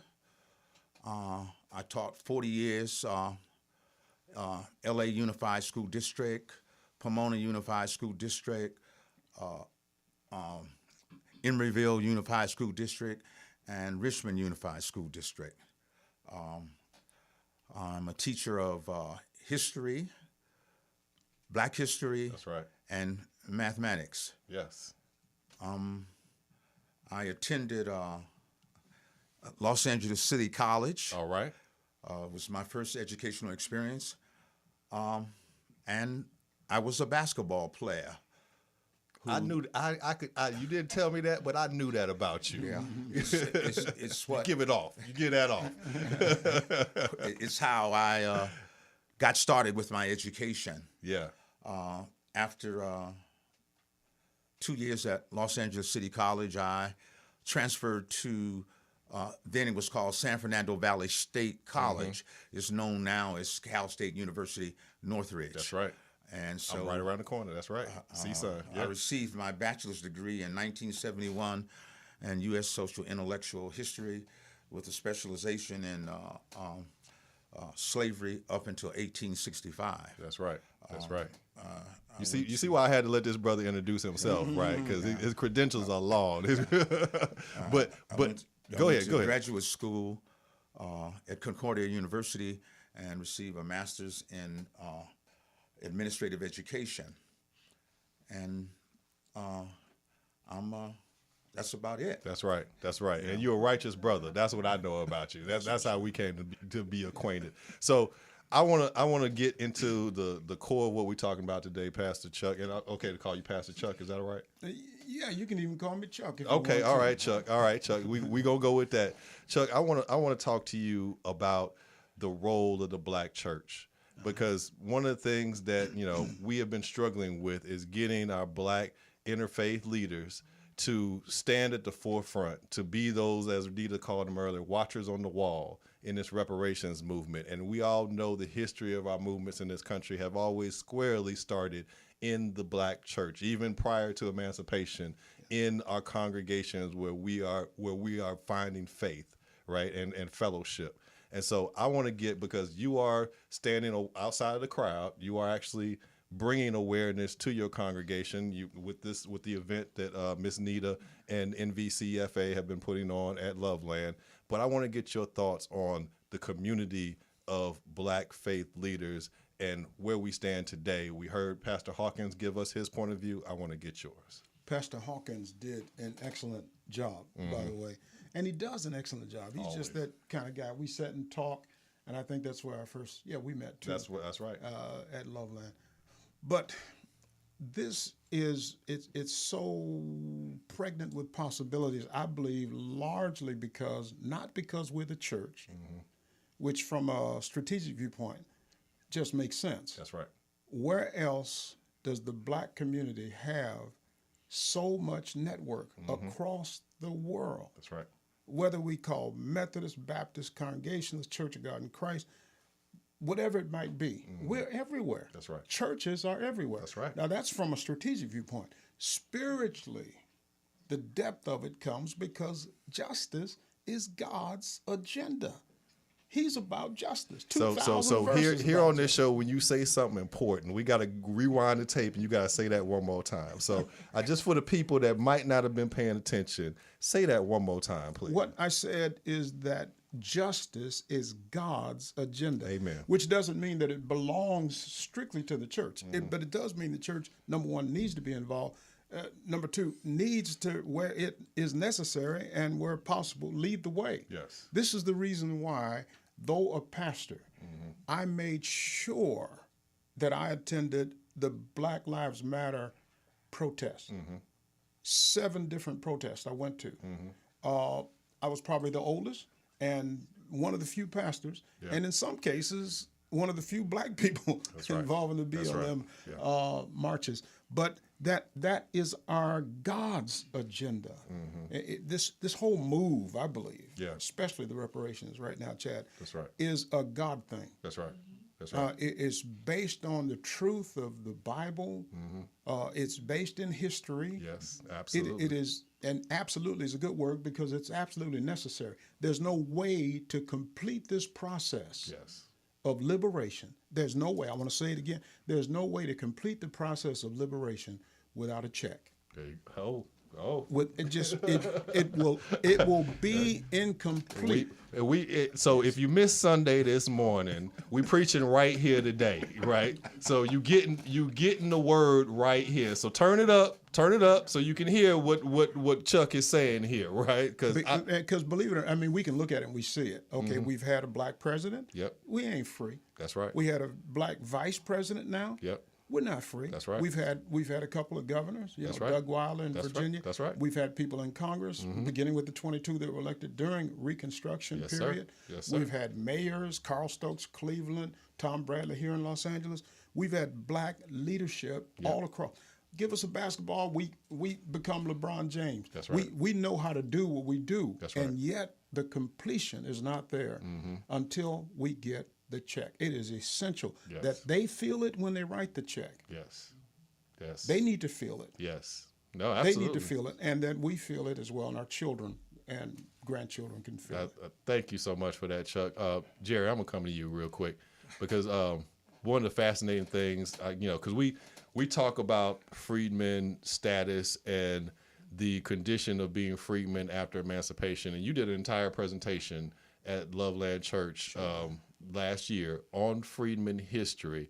And outside of our circle, you are the first person that I've heard talking Freedmen history with a knowledge base that's just so impressive, and that speaks to your but it speaks to your history as a teacher, as an educator, because you talked about it in an educational way that a 5-year-old could pick up, and that's what I need most of the time. So I want Professor, I want to talk to you just a little bit about reparations here in California. Get your thoughts just on where we are and what you understand of where we're going, right? Because I think that we're at this moment in time where we need to have a message going out to our community that is clear, that is understandable, and that puts action at the forefront. And you did all those things in your presentation. So I want to just give you some space to talk to us a little bit about reparations, talk to us a little bit about Freedmen. Well, to begin with, is that the establishment of the Freedmen's Bureau was established for blacks coming out of slavery after Emancipation Proclamation. That's why the Freedmen's Bureau was formulated, not just for blacks, but for refugees as well. But the thing about the Freedmen's Bureau, because we always hear from folk, everybody usually talks about the 40 acres and a mule and all of those things that some folk did receive 40 acres and this mule from the Freedmen's Bureau, but not very many, simply because of the fact is that Abraham Lincoln was assassinated a day after the passing of the Emancipation Proclamation, and Andrew Johnson became president, who was for slavery. I don't believe in coincidences either. So go ahead. Everything was calculated. Yep.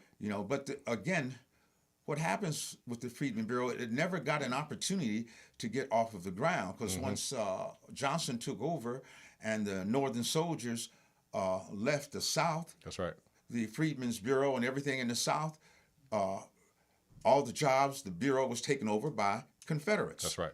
So once that happened, there was nothing left for black folks but possibly becoming sharecroppers. Yeah. That's what, again, and the sharecropper is a person who works the land but never gets enough money to buy his own seed. That's right.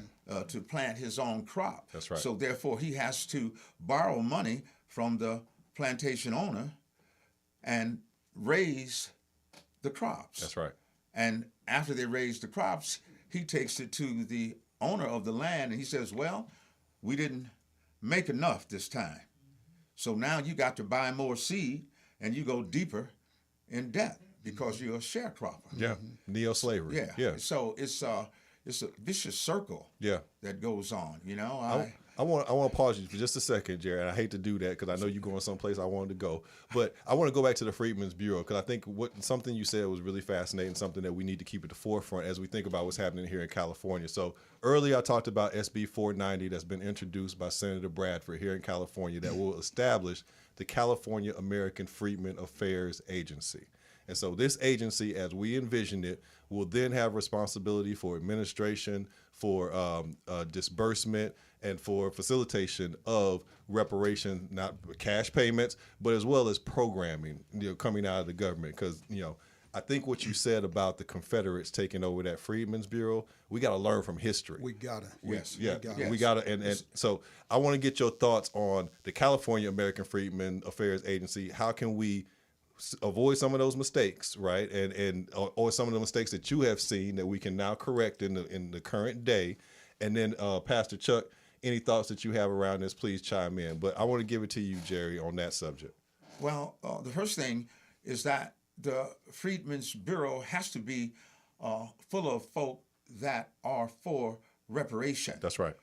So if we don't have folk that are for reparation and they're distributing the money or anything of that nature, then it's not going to work. That don't work. Yeah. We have to have those people that have the reparation at heart. Yeah. If we have the people that have reparation at their heart, and what happens is the Bureau is still there.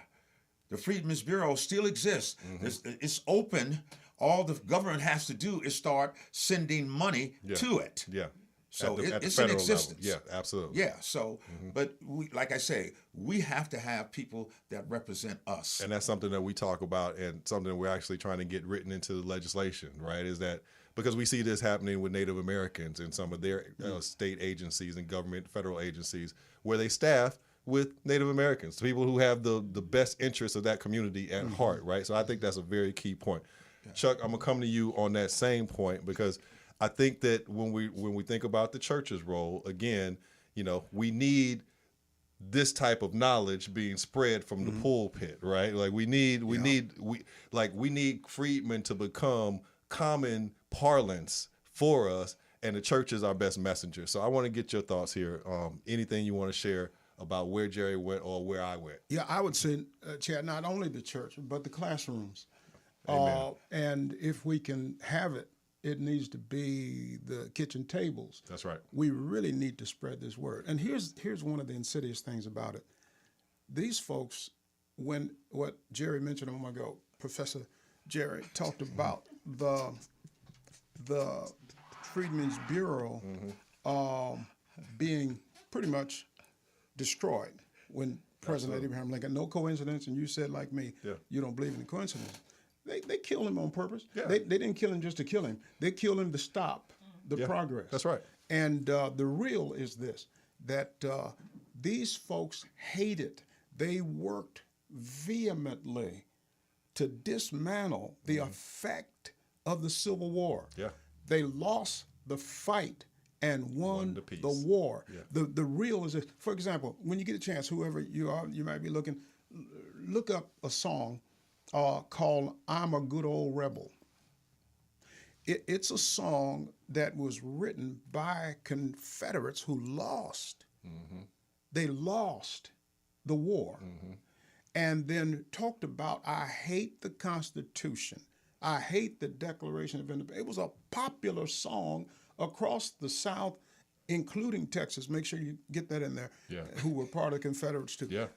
They said they hate the USA. That's right.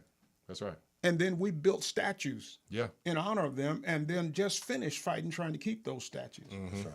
But in addition to them having such vehement hatred for the USA, they said it in their own words. That song was just one representative way of them saying it. Mentioned in the song is this: I hate the Freedmen's Bureau. Yeah. Yeah. Right there in the song. They said, I hate the Freedmen's Bureau. They knew exactly what it could do. They knew exactly. They knew the power. The power of something like that. That's right. And so again, I'm a good old rebel. Look at this song. Read the lyrics and see what they were about. And listen, they've been doing that ever since. This is we're talking about 1865, and they've been doing that 1900, 1919, 1920, 1921, 1940. They've continued to do it. Watch this one plank of their doctrine, small government. Okay, you asked why? Well, okay, I understand, but why is it you want? Yeah, I don't want nobody looking over my shoulder either. So small, but why are you so vehement about small government? That's right. Because it was big government that kicked your butt and got you off of those black folks' necks. That's right. It's big government that won the Civil War. Yes. And that's why you hate big government. What other reason do you have? Do you have some philosophical, some biblical, some theological, what other reasons do you have for hate big government, except that they're going to look at you and say you can't do whatever you want to black people? That's right. That is the big issue now. That's right. Now, I'm not saying we should have big government, but I sure don't want small government. No. I heard a guy say, a preacher friend of mine, a white brother, say, I'm scared of big government. And I thought, and this is what started me on that a few years back, I thought, well, why? Why are you scared of big government? I looked him up, saw where he's from, and he was a Southerner, educated in a Southern seminary. And I said, okay, now, why you hate big government, brother? And the reality is this: they hate big government. Their planks will always talk against big government because big government is what liberated slaves and then what controlled up until Rutherford Hayes, President Hayes, withdrew the troops from the South, and they slaughtered us They killed us. That's right. They hung us. They lynched us. Yep. They killed us, raped us, took our land, took our freedom, chased us out of towns. They did that when big government That's right. got out of their little town. That's right. That's right. No, and you touched on so many things there, Chuck. You know, I agree with you because I want a big government check. That's number one. Here we go. Yeah, that's number one. But number two, just when we think about protecting our community, right, at a large level, and I think that's a lot of what we talk about. You know, so correcting some of those mistakes of the past and talking about how, you know, states without oversight have been able to do what they wanted to do. We see California setting a model in the modern era of saying, okay, we got a state that can actually conduct itself with, you know, on a pathway of justice, right? And so that's what we see in SB 490. That's what we see, you know, with some of the organization that's happening around reparations in California. So I 100% agree with your point, and and with the sentiment of that. And I think California is a pivot point for that to bring it back to where states can actually be seen as good actors and doing the right thing. So with that, Jerry, I want to go to because I don't know if you saw this news, but the California Legislative Black Caucus has just proposed what they are calling their reparations package of bills, right? And as advocates, we have already put our position out that, you know, we don't see these bills as being repair or reparations in the sense of, you know, wealth was stolen, wealth must be returned. And we don't see any financial components in a lot of what the California Legislative Black Caucus has put out. So I want to get your thoughts on how important is it that we have a money component in any time we're talking about reparations? Firstly, we have to look at our history, and we have to look at some of the atrocities that existed in our history where we wanted to participate in what can I call it? Having a functioning community. I can start naming. I'll start off with the first place that comes up. I think it's my date might be off a little bit, but Black Wall Street. That's right. 1921, Black Wall Street, where the whole town was burned to the ground and bombs were dropped on it. That's right. You know, the first time that bombs were ever dropped on America, dropped on black folks that were just across the train track. That's right. From the white community. That's right. They didn't want them in the white community, so they went on the other side of the track and built everything for themselves. And once it was destroyed, the government failed to even begin to help them rebuild. Yeah. And so here recently, they're still trying to rebuild Black Wall Street.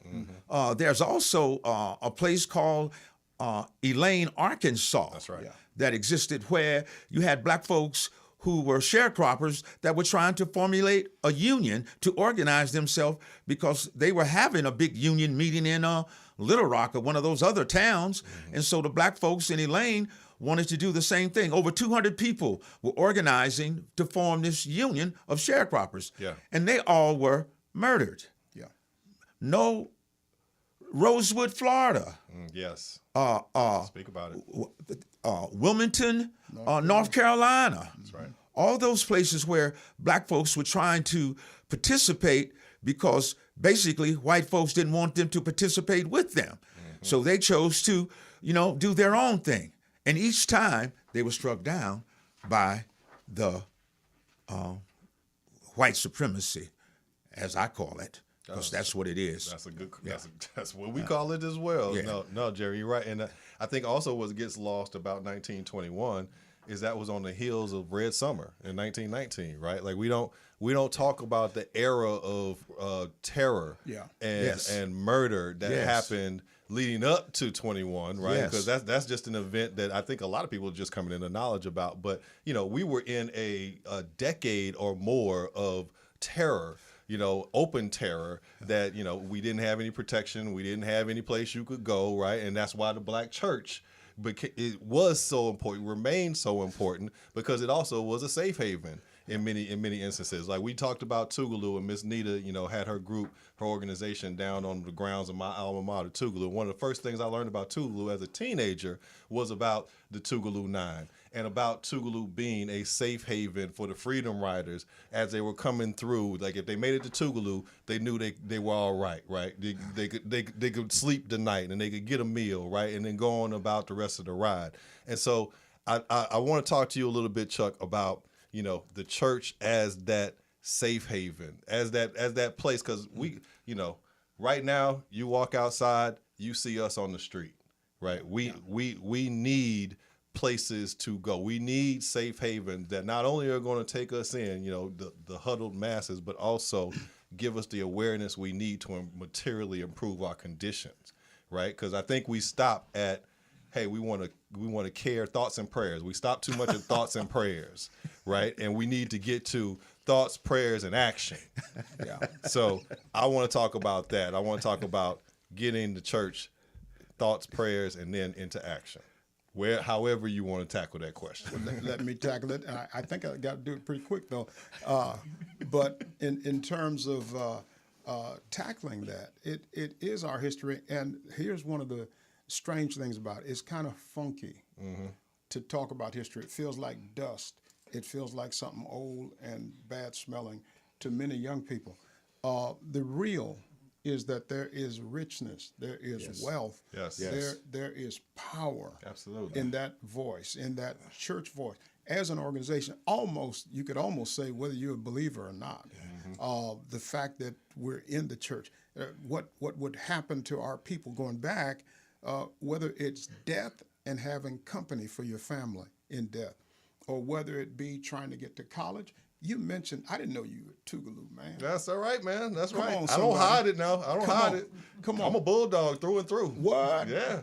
Now, I did a tour of a number of the historically black colleges and universities back in the 70s. Okay.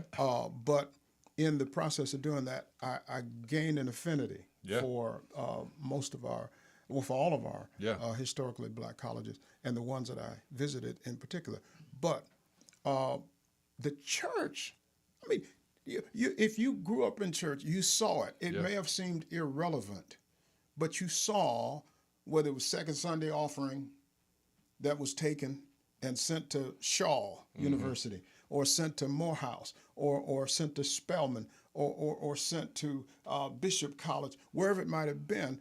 But the church, with our little monies, and sometimes a quarter here and a dollar there, putting that fund together is what helped us. So beyond, and maybe I should change that and say, in addition to the great spiritual benefit of church, and the psychological benefit, a place to escape, a place to gain some hope. That's right. That's right. When they fired you. And fixing the problem of being fired is important, but at the same time, going there to forget about how them folks did me, was important, and whether we know it or not, continues to be important. Absolutely. There's an ominous scripture in the book of Judges, and it says this: there arose a Pharaoh who knew not Joseph. They got out of slavery with Joseph 400 years later. There arose a Pharaoh who knew not Joseph. We think we don't ever need this again, but the real is this: we better keep everything we got. That's right. So we want to keep BLM. We need to keep our historically black colleges and universities. We need to get some money behind them from the U.S. government. Problem, real quick, is this, that while we see the need to support the historically black colleges and universities, we see the need for reparations, unlike, say, example, in Exodus chapter 12, when the children of Israel left Egypt, and they took with them silver and gold. Silver and gold, that's right. Yeah. The Egyptians paid them to leave. They paid them. They paid them, and we want to be paid. The problem is we don't at the same time want to leave. Because they have been to where we need to go. So we leave here and go to Africa. We see Africa without realizing that the reason it is economically behind is because it was plundered by the same folks that took us into slavery. It was plundered, so we we can't go home unless they give us some money. I'm right here. My home is Jackson, Mississippi, Georgetown. That's the home I'm going to with my reparations money. That's where y'all see me.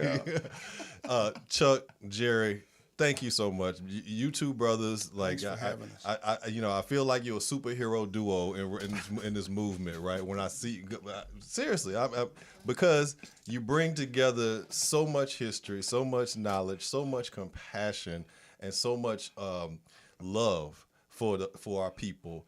And that's really what's at the heart of all this. We all love our people. That's why we're in this. That's why we're doing this, right? And so when I'm around y'all, it's like I just start vibrating because I get the energy, right? And that's the energy that we all need, that we feed off each other, that pushes us forward. So I appreciate you being here today, and I appreciate those final words, Chuck, too, because I think you wrapped us up with a nice little bow. Because what we've been talking about here is conserving our history, conserving our culture. Jerry, you raise your hand. You can always speak, brother. Go ahead.